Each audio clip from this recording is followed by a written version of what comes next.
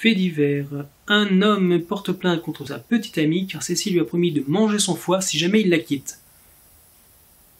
Elle s'est pris pour un renard à 9 queues ou quoi?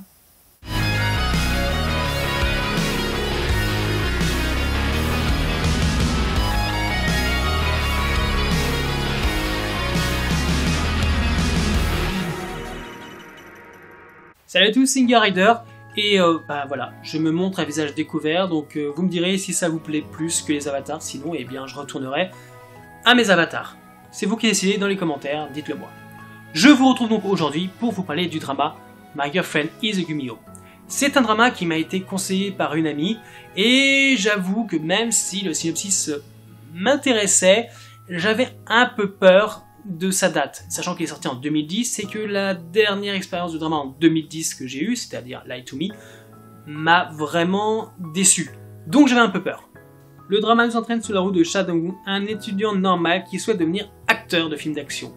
Un jour, il libère accidentellement une Gumiho, un renard légendaire à 9 queues qui a été scellé à l'intérieur d'une peinture. En fuyant, il se blesse mortellement, mais sauvé par la Gumiho qui lui offre sa perle. À son réveil, il rencontre une mystérieuse et très belle jeune fille excentrique dont il réalise vite la véritable identité. Il accepte alors de rester avec elle et tente de la rendre heureuse tout en cachant qu'elle est à ses amis et la faisant passer pour une simple connaissance appelée Miho. Peu à peu, il devient moins craintif vis-à-vis d'elle et devient plus protecteur, finissant même par l'apprécier. Au contact de Dao, Miho en vient à souhaiter devenir humaine. Par Donjo, un demi-humain mission naturel, l'informe que c'est possible si seulement elle boit son sang, ce qui la tuera à petit feu, et elle doit convaincre un humain de garder sa perle en lui pendant 100 jours avant de la récupérer pour réaliser son vœu. Mais ce qu'il ne dit pas, c'est qu'à la fin des 100 jours, l'autre humain mourra. Miho et Dao tombent donc amoureux sans connaître les conséquences, à savoir qu'il mourra si elle réalise son souhait. Alors j'ai beaucoup apprécié, aimé ce drama. Il est frais, il est chill. J'avoue, j'avais un peu peur au début quand je l'ai commencé, malgré le conseil de mon ami, parce qu'il datait de 2010. Et la dernière expérience d'un drama de 2010 que j'ai vu, c'était Lie to Me, et j'avais pas aimé du tout. J'avais eu l'impression de perdre mon temps. Donc j'avais cette petite appréhension, et heureusement, elle est très très vite passée dès le premier épisode. En plus, écoute, tu me parles de thèmes autour du mysticisme, de l'ésotérisme, de mythes et de légendes, quand même, la Gumiho, donc un renard à 9 queues, donc moi tu vois ça m'attire, ça me fait plaisir, hein. J'ai envie d'en savoir plus. Et qui plus est, quand même, on te parle de la légende de la Gumiho, hein, avec tout le délire de oui, si jamais tu tombes amoureux d'elle, elle va manger ton foie, ou alors si tu l'as trahi, elle mangera ton foie. Toutes les croyances populaires qui sont pas forcément vraies, qui ont été créées spécialement par jalousie ou simplement parce qu'on voulait pas qu'elle soit dans le coin. Donc c'était vachement intéressant. Les personnages étaient également très intéressants. J'avais peut-être un peu peur avec l'acteur principal parce qu'on nous présente le personnage comme un privilégié, quelqu'un qui a du fric. Alors je me suis dit, ça y est, on va partir des clichés, ça va être chiant. Et au final, pas du tout. Le mec, il a un rêve et il évolue vraiment pour aller à ce rêve jusqu'à ce qu'il réussisse. Donc c'est un très bon personnage. J'ai beaucoup apprécié donc le personnage principal. Et à côté de ça, on a Miho, la Gumiho. Donc on va passer sur le manque d'originalité complet pour lui trouver un nom, qui est juste mignonne, attendrissante, envoûtante, kawaii, choupi, cute. Ouf, ça fait beaucoup de synonymes pour dire la même chose. J'ai vraiment beaucoup apprécié son personnage. Il est conçu de telle sorte qu'après 500 ans enfermée, quand elle s'éveille dans ce nouveau monde, le monde contemporain, elle soit comme une enfant, comme un bébé qui découvre un monde et ses possibilités. Et on va la voir grandir, évoluer avec ce monde, jusqu'à devenir une femme complète. Et c'est très bien montré, c'est très bien joué, très bien interprété. Vraiment, on est dans un très bon drama. Alors évidemment, la romance, c'est quand même le point fort de ce drama. C'est un drama de romance, et elle était très bien. Même si, au final, j'ai pas trop compris l'intérêt du triangle amoureux.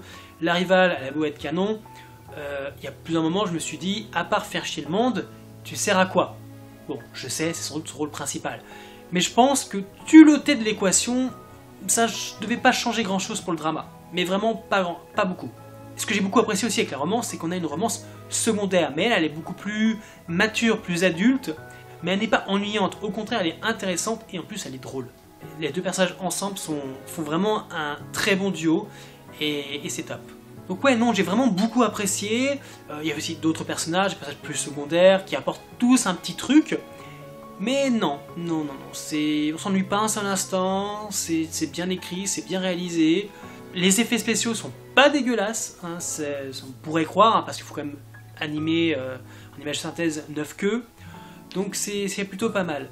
Ma seule petite déception, ce serait plutôt la naïveté de Mio. Parce qu'elle va faire confiance à quelqu'un qui va lui donner des astuces, qui va dire oui, tu peux réaliser ton souhait, mais au final, il la piège plus souvent qu'il ne l'aide vraiment. Tous les problèmes qu'elle va avoir, tous les moments où elle va avoir le cœur brisé d'une certaine façon, ça résulte de lui et de ses actions.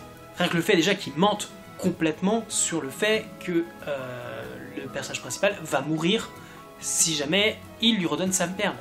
Il y a vraiment cette épée de Damoclès qui est sur tout le drama, du début à la fin, mais dans les 3/4 du temps, il n'y a que le spectateur, donc nous, qui savons qu'elle existe.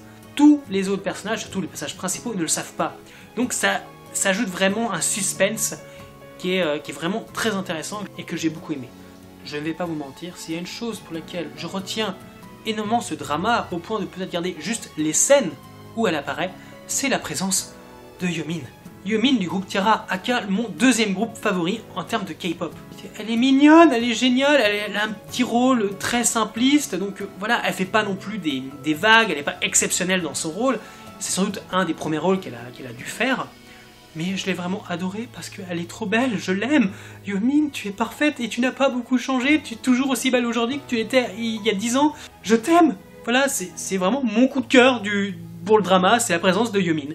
Voilà, je t'aime Yomin, je t'aime. Donc du coup, si tu aimes les mythes et les légendes, les personnages qui sont bien écrits, une romance qui est bien gérée, des thèmes forts, du suspense, aussi un peu de peur, un peu de tristesse, et évidemment, comme toujours dans les romances, généralement un happy end, je te conseille de regarder ce drama, même s'il a 10 ans aujourd'hui, regarde-le, il est vraiment bien. Moi pour le coup, je sais pas si je le reverrai un jour, je l'ai beaucoup aimé, mais à voir, peut-être que je le reverrai un de ces 4, mais pour le moment, je suis très content de mon visionnage et je m'arrête là. Voilà, si tu l'as vu, n'hésite pas à me dire ce que tu as pensé en commentaire pour qu'on en discute. Et puis évidemment, tu peux toujours liker, partager, commenter et évidemment t'abonner pour ne rien louper de mes prochaines vidéos, ça fera plaisir. Et je te dis à bientôt.